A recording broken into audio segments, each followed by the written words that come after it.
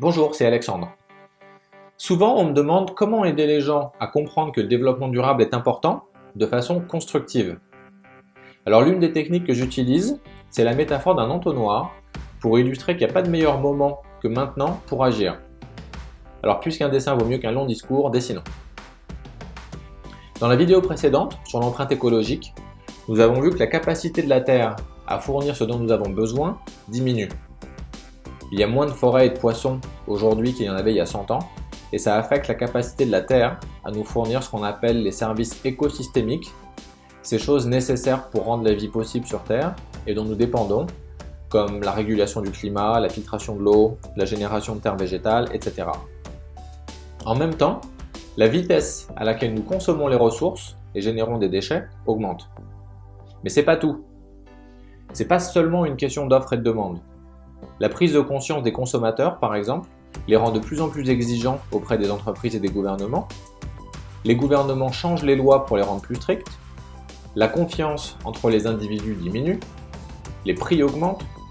Les abus de pouvoir conduisent à plus d'inégalités dans le monde, ce qui crée des tensions sociales. La population mondiale augmente, etc., etc. En résumé, il y a de plus en plus de pression qui s'exerce sur les individus, les collectivités et les entreprises.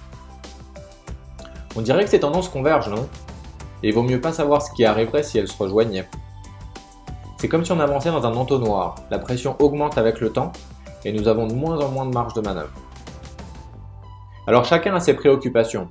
Pour vous, c'est peut-être l'environnement, sauver les forêts, sauver les baleines, stopper le changement climatique.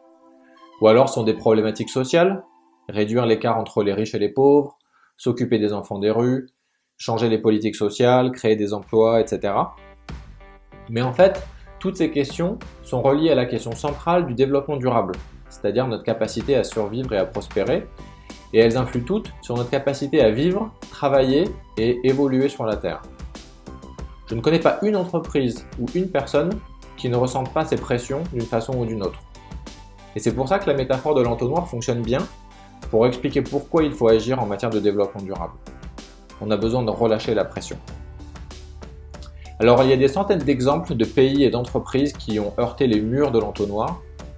Certains s'en sont remis, comme Nike, après que les conditions de travail dans leurs usines asiatiques aient été exposées par Greenpeace.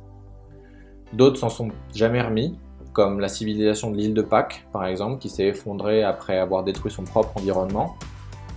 D'autres sont toujours en train d'essayer de récupérer, c'est le cas de la Grèce ou de la ville de Détroit qui font face à la faillite. La métaphore de l'entonnoir suggère également autre chose. Il n'y a pas de meilleur moment que maintenant pour agir.